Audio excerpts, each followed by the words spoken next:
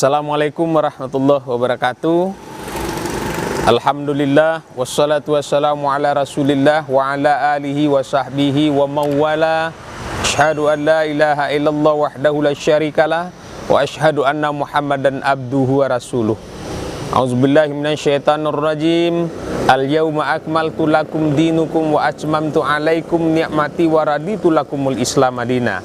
Alhamdulillahi rabbil alamin. Pemirsa yang berbahagia, materi kita pada kesempatan ini adalah bangkitnya ekonomi kerakyatan pasca pandemi COVID-19. Seorang praktisi koperasi milenial bernama Frans Meroge Penggabayan, dia menilai bahwa ekonomi kerakyatanlah yang mampu sebagai penyangga supaya terhindar dari reses pasca COVID-19 ini.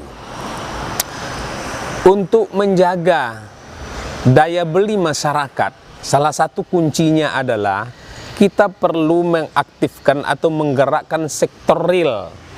Sektor real itu berupa koperasi atau pelaku UMKM, usaha mikro, kecil, dan menengah.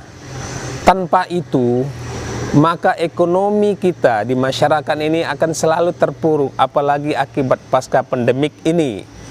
Maka oleh sebab itu, setiap kelompok, organisasi, masyarakat, kecamatan, begitu juga anjuran hendaknya daripada pemerintah, sektor-sektor seperti ini perlu digerakkan kembali, koperasi itu tadi atau pelaku UMKM.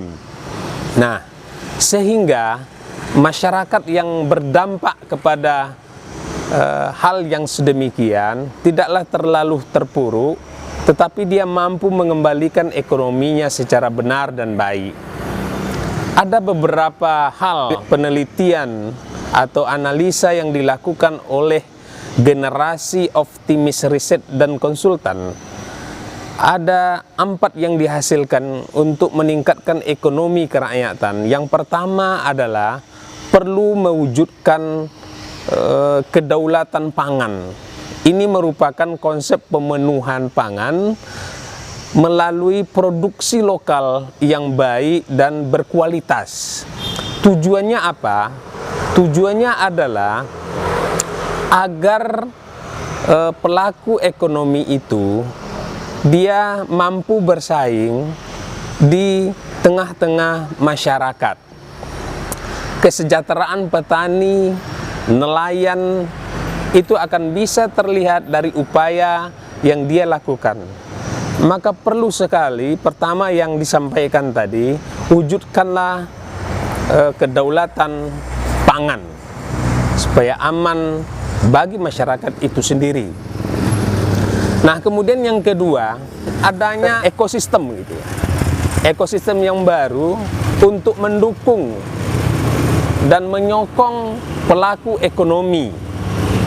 Ini perlu sekali, sehingga melibatkan semua pihak sampai ke tingkat bawah, sehingga pembangunan secara ekonomi itu ada pemerataan. Adanya semacam proyek padat karya, ini dikatakan pembangunan yang bersifat pemerataan ekonomi. Artinya, hal ini lebih banyak yang digunakan tenaga manusia dibanding dengan tenaga mesin. Kalau lebih banyak tenaga kerja manusia yang dipergunakan daripada mesin, berarti kita perlu merekrutmen tenaga kerja. Kalau rekrutmen yang kita lakukan, berarti pengangguran berkurang. Kalau pengangguran berkurang, kesejahteraan itu akan bisa kita wujudkan. Nah, itulah salah satu dari pengelolaan proyek padat karya tadi. Jadi perlunya ekosistem baru yang dapat menyokong dan menguatkan pelaku ekonomi tadi. Yang ketiga, untuk membangkitkan ekonomi kerakyatan itu adanya semacam semangat berekonomi. Artinya di desa itu kita kenal ada BUMDes, Badan Usaha Milik Desa. Ini hendaknya berperan dia sebagai marketplace marketplace ini dia itu sebagai pasar online, pasar tradisional.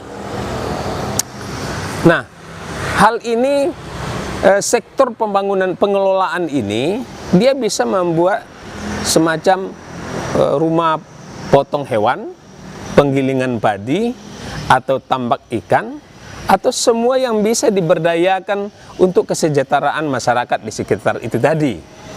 Jadi semangat berekonomi itu nampak terlihat dia.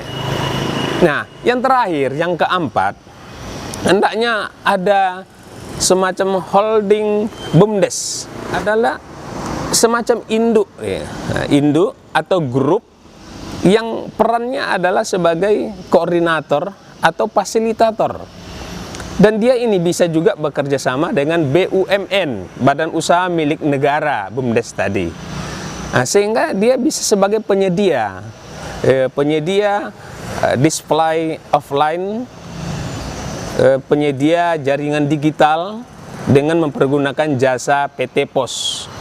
Nah, jadi hal-hal yang seperti ini perlu kita bangkitkan supaya jangan terlalu berlarut imbas dari pandemi COVID-19 ini. Kita bangkitkan ekonomi rakyat kita seperti ini, sehingga rezeki atau nikmat Allah itu mampu kita lakukan melalui strategi-strategi dalam kehidupan ini.